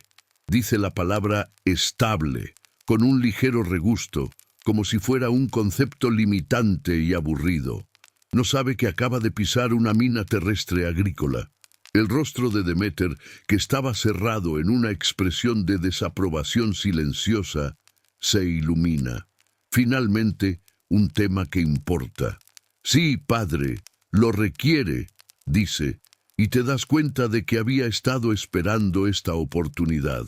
Se inclina un rollo de papiro de una bolsa a sus pies. Al desenrollarlo, ves que no es texto, sino un calendario inmenso y complejo, con códigos de colores para diferentes regiones y tipos de cultivo. Es la versión divina de los trabajos y los días de Hesíodo, un almanaque detallado de las necesidades estacionales de cada campo, de cada olivar en Grecia. Como puedes ver, comienza, con la seriedad de una científica del clima. La cebada en Beocia necesita lluvias ligeras y constantes durante este ciclo. Mientras tanto, las viñas en Nemea necesitan un periodo de sequía, seguido de una lluvia fuerte y única para maximizar el contenido de azúcar. Continúa detallando las necesidades hídricas de Arcadia, los patrones de viento para la polinización en Tesalia, la cantidad exacta de luz solar para los olivares en Creta. Es una clase magistral de agronomía divina. Helios, el dios Sol que conduce su carro por el cielo, parece interesado por primera vez, asintiendo con la cabeza. Claro, significaría que sabría exactamente cuándo podría dar una vuelta sin el riesgo de que sus llamas fueran apagadas por una lluvia inesperada. Zeus, sin embargo, parece cada vez más angustiado. El calendario de Deméter, con su lógica impecable y sus demandas predecibles, representa todo lo que él odia: la rutina, la planificación y la falta de espontaneidad. Eso es muy restrictivo, interrumpe finalmente. El clima no es solo para la irrigación, Deméter. Tiene una función dramática, un propósito estético. ¿Estético?, replica Deméter incrédula. Sí, un buen rayo en el momento adecuado puede inspirar miedo y reverencia. Una tormenta repentina puede cambiar el curso de una batalla, puede servir como una señal. No puedo simplemente programar mis rayos para los martes alternos entre las 2 y las 4 de la tarde, porque tus lentejas necesitan sol. Está defendiendo su derecho divino al castigo espontáneo, como si fuera un pilar de su identidad de marca. La discusión que sigue es el conflicto más antiguo del mundo: el cielo contra la tierra. Tus señales a menudo causan inundaciones repentinas que destruyen las cosechas que alimentan a los mismos mortales que intentas impresionar, dice Deméter. Tus lluvias torrenciales faltan al respeto al delicado trabajo de mis hidroforoi, añade, mencionando a las sacerdotisas encargadas de llevar agua sagrada para los rituales. Preparan las ceremonias durante semanas, y tú simplemente les echas un diluvio encima porque algún rey en Tebas necesitaba un susto. El conflicto de ellos hace eco de un profundo debate dentro de la propia mitología. Los historiadores discuten sobre el dios que muere, como un motivo central en las religiones agrarias. La hija de Deméter, Perséfone, es el ejemplo perfecto. Su descenso al inframundo representa el invierno, cuando la tierra muere, y su regreso en primavera simboliza el renacimiento de la vida. La visión del mundo de Deméter es cíclica, basada en la muerte y el renacimiento en las estaciones. La de Zeus es lineal y permanente, basada en demostraciones de poder atemporal. Están discutiendo sobre la lluvia, pero la verdadera cuestión es si el mundo se rige por la voluntad inmutable de los cielos o por el ciclo inevitable de la tierra. No entiendes el espectáculo, insiste Zeus, y tú no entiendes de agricultura, le devuelve ella. Apolo, viendo una oportunidad, interviene. Debo decir que las tormentas no planificadas también han arruinado varios de mis conciertos al aire libre. La acústica de la lluvia es terrible. Poseidón murmura que el exceso de escorrentía de agua de lluvia afecta la salinidad de sus estuarios, perjudicando la vida marina. La discusión sobre el clima de repente tiene a todos los dioses con una queja. ¿Recuerdas esa tormenta de granizo en Argos el año pasado?, acusa Hera mirando a Zeus. Destruyó la cosecha de lino, una pérdida enorme.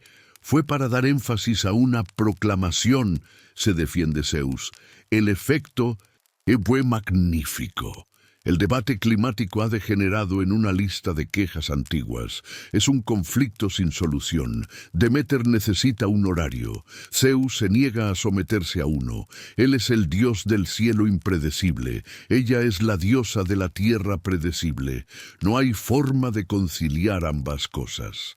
La agenda original de Zeus está ahora sepultada bajo capas de discusiones sobre decoración, popularidad y, ahora, meteorología. La reunión, una vez más, se ha detenido por completo, atrapada en un impasse fundamental entre un rayo y una semilla. La discusión sobre el clima no termina con una resolución, simplemente se agota, muriendo como una brisa a mediodía. Lo que queda es un silencio pesado, no de tensión, sino de puro y absoluto agotamiento. El aburrimiento, te das cuenta, es una fuerza de la naturaleza por sí mismo. Es una niebla espesa y gris que ha descendido sobre el gran salón del Olimpo, atenuando la luz plateada, ahogando los sonidos y ralentizando el tiempo hasta casi detenerlo. La reunión ya dura horas. La agenda de Zeus, que parecía tan larga al principio, ahora parece infinita. El propio rey de los dioses parece haberse encogido en su trono, su postura, antes regia, ahora ligeramente encorvada por el peso de la apatía colectiva. Intenta parecer que está al mando, pero lo ves perder el hilo de sus propios pensamientos en medio de una frase, deteniéndose por un instante con la boca ligeramente abierta, antes de encontrar una palabra menos importante para continuar. Dejas que tu mirada vague por la sala, observando las pequeñas señales de desconexión divina. Es un estudio sobre la mortalidad del interés, incluso entre los inmortales. Ares, el dios de la guerra, está aburrido a un nivel existencial.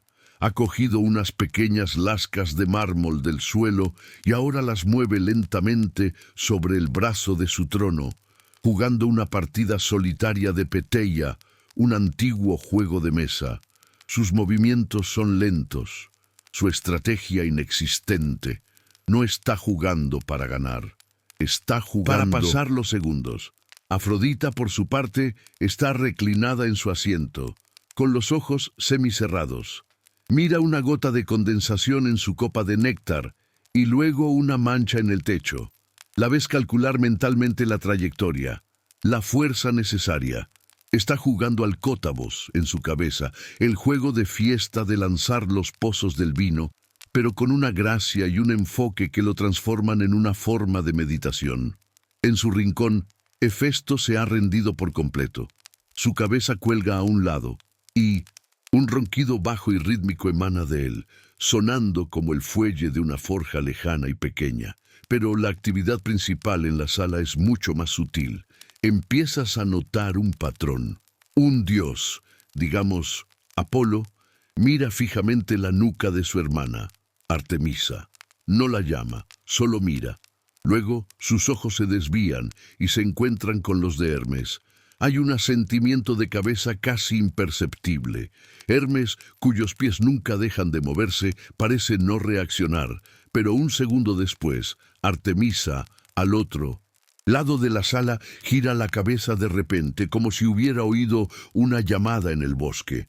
Mira a Apolo y le dedica una sonrisa cómplice. El mensaje ha sido entregado. Te das cuenta de que estás presenciando una red de comunicación secreta, un sistema de mensajería instantánea divino, y Hermes es el proveedor de servicios. Es el Internet del Olimpo. Se desliza por la sala, aparentemente sin rumbo, pero sus caminos son precisos. Un susurro aquí, un toque en el hombro allá. Para los dioses, que se comunican tanto con palabras como con pensamientos, el servicio de Hermes es rápido, discreto y, lo más importante, fuera del alcance de los oídos de Zeus. La existencia de esta red de mensajes secretos toca una cuestión que los historiadores mortales debaten. ¿Cuán extendida estaba la alfabetización en el mundo griego antiguo? Aunque durante mucho tiempo se pensó que era una habilidad de élite, evidencias más recientes sugieren que la capacidad de leer y escribir, al menos a un nivel básico, era más común de lo que se imaginaba, utilizada para todo, desde el comercio hasta mensajes personales. Aquí, los dioses están escenificando una versión divina de eso. No necesitan escribir, pero el instinto de crear un canal de comunicación paralelo, para chismes y asuntos secundarios durante un evento oficial, es el mismo. Intentas imaginar el contenido de estos mensajes. Ves a Poseidón hacer un gesto brusco a Hermes, que luego se acerca a Hades. El mensaje probablemente es una queja. El último lote de almas del naufragio que proporcioné llegó dañado. ¿Cuál es su política de devoluciones? En otro rincón, Hera y Atenea intercambian una mirada por intermediación de Hermes.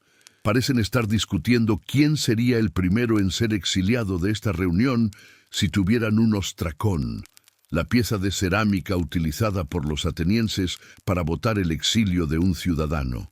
El nombre de Zeus probablemente está en la cima de la lista, seguido de cerca por el de Afrodita. Hermes es una maravilla de ver. Es el único dios que parece genuinamente energizado por el aburrimiento de los demás. Para él, la información es una mercancía, y la monotonía de la reunión ha creado un mercado en expansión.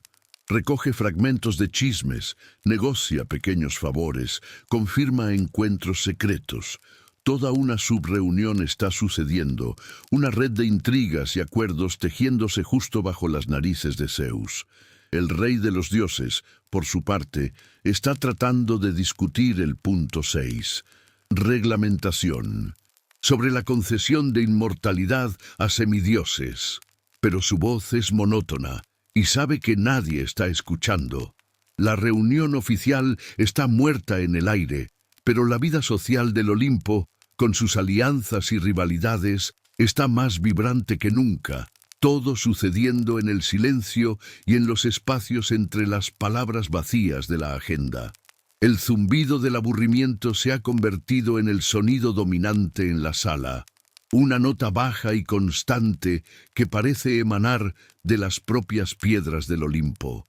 Zeus se detiene en medio de una frase sobre la ética de transformar mortales en arañas. Mira los rostros que tiene delante. La mirada de Ares está vidriosa. La de Deméter está fija en un punto del horizonte lejano. Hefesto todavía emite su suave y metálico ronquido.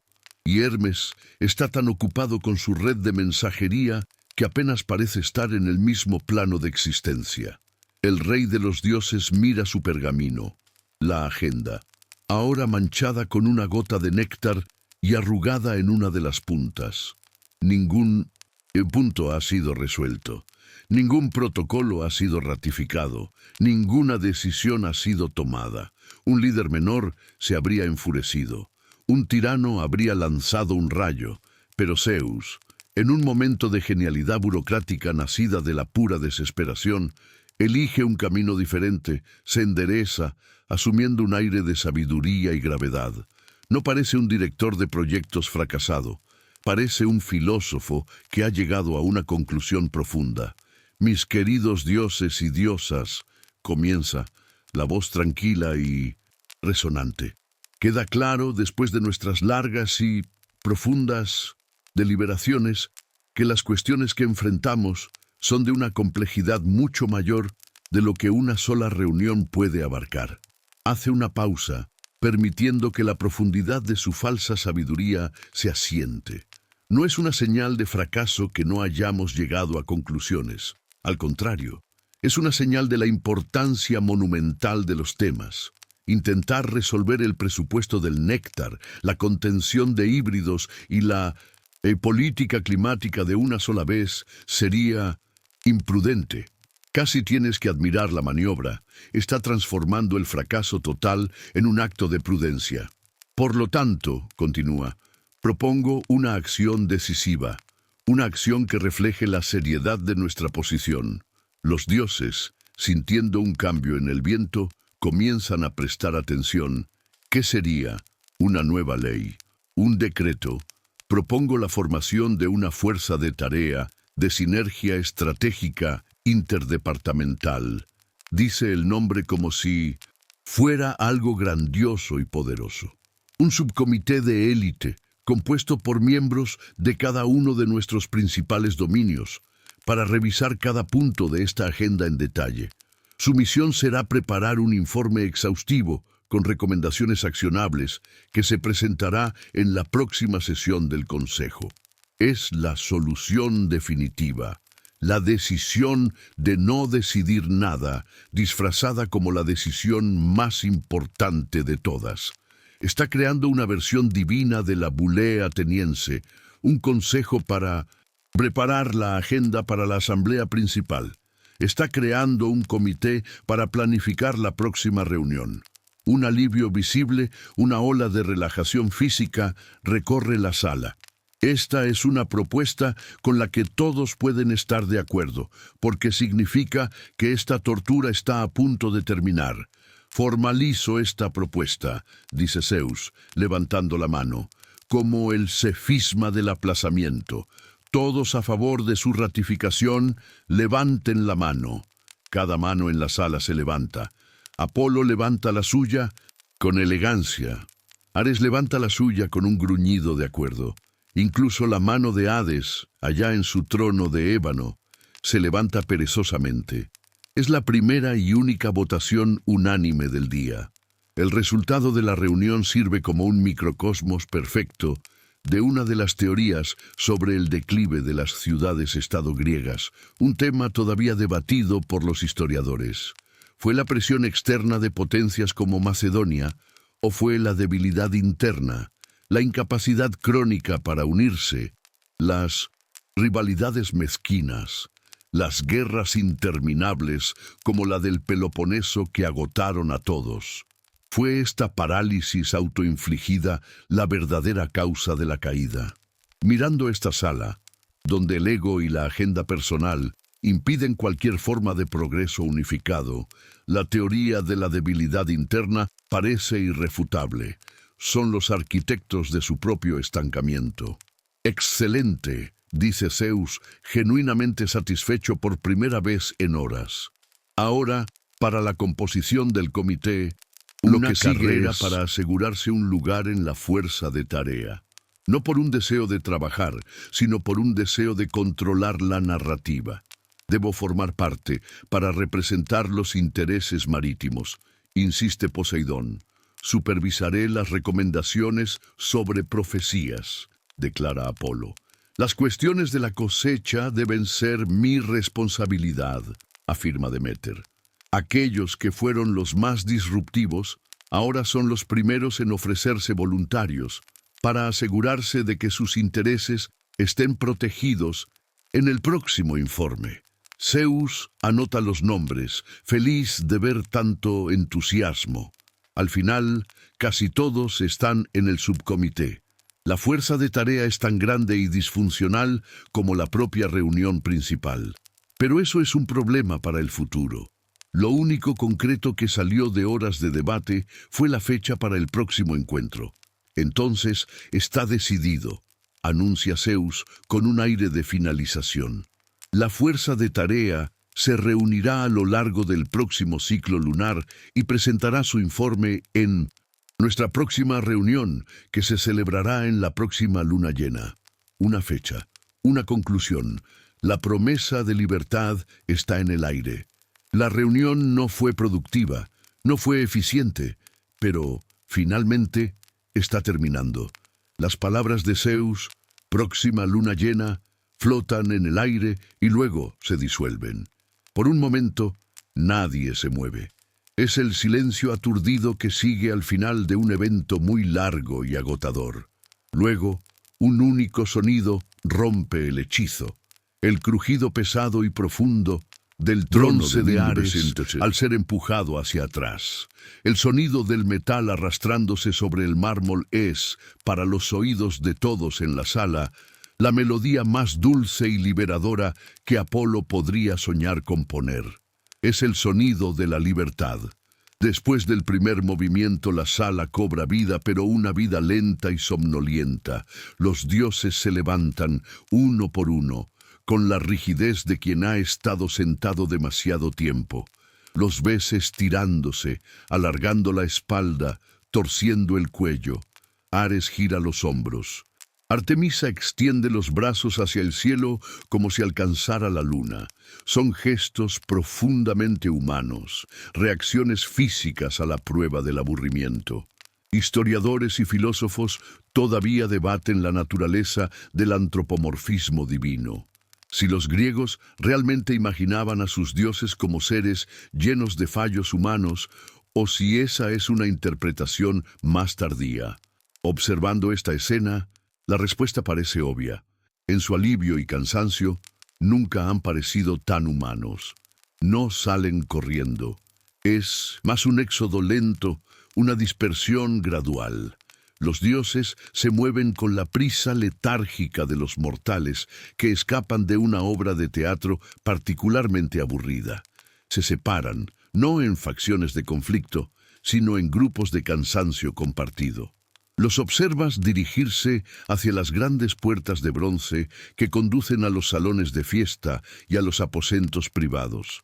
El equivalente olímpico del Pritaneo, el corazón simbólico de la ciudad donde los líderes podían finalmente relajarse y cenar a expensas del público.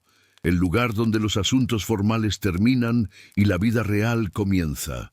Mientras pasan a tu lado, captas fragmentos de conversaciones, ahora desprovistas de la tensión de la reunión. «Necesito un baño que dure un siglo», le dice Afrodita a Hefesto, quien solo gruñe en señal de acuerdo. En otro rincón, Hermes conversa con Apolo. «Ese comentario tuyo sobre desollar al perdedor», dice Hermes con una sonrisa pícara, «fue un toque genial. Hasta Momo lo habría aprobado». La mención a Momo, el dios exiliado de la crítica y la burla, es el chiste final. Ni siquiera el crítico más mordaz del Olimpo podría encontrar fallos en la única decisión productiva del día, la de aplazarlo todo. Poseidón y Deméter salen lado a lado en silencio. La pelea sobre el clima ha sido olvidada por ahora, ambos simplemente demasiado exhaustos para mantener la animosidad. Sus quejas, como las de todos los demás, han sido debidamente registradas para ser ignoradas en una fecha futura. Zeus es uno de los últimos en salir. Se queda un momento mirando el salón, ahora casi vacío, los tronos desalineados. Coge su pergamino, la agenda, y lo enrolla con un cuidado que el documento no merece. Luego, En un gesto de derrota final y pragmatismo, usa el rollo para rascarse un punto inalcanzable en la espalda. Satisfecho, lo arroja sobre una mesa y camina lentamente fuera de la sala, con el peso del universo y de una reunión terriblemente improductiva sobre sus hombros. Y entonces te quedas solo. Gran Salón está en silencio.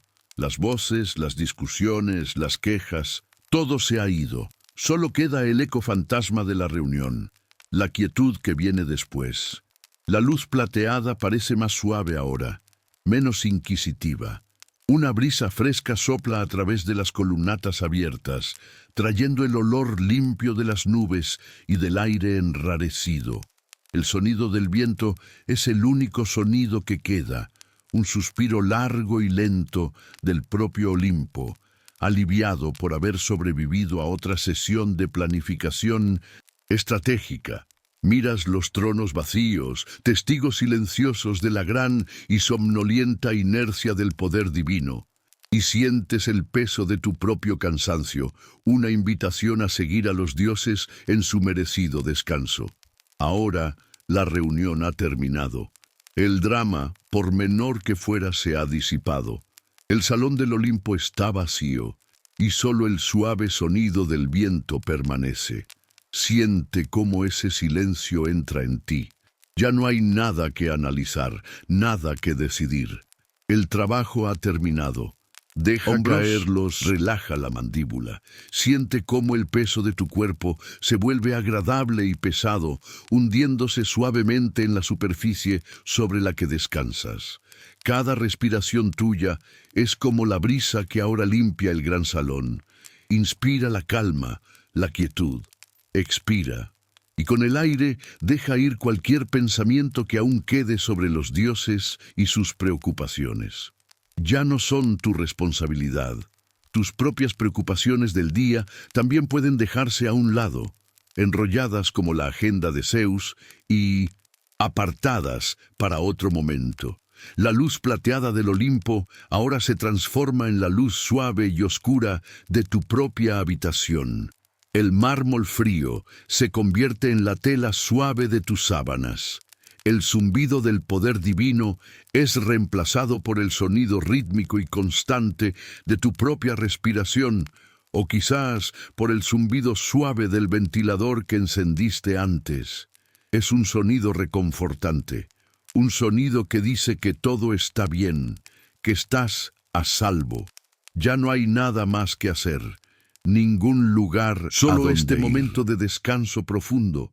El viaje a través del aburrimiento divino ha cumplido su propósito, calmar tu mente, llevándola por caminos tan sinuosos e inútiles que simplemente se ha cansado de pensar. Y ahora puede descansar. Entrégate a esa sensación de peso, a esa quietud. Deja que la somnolencia te abrace como una manta cálida. Buenas noches.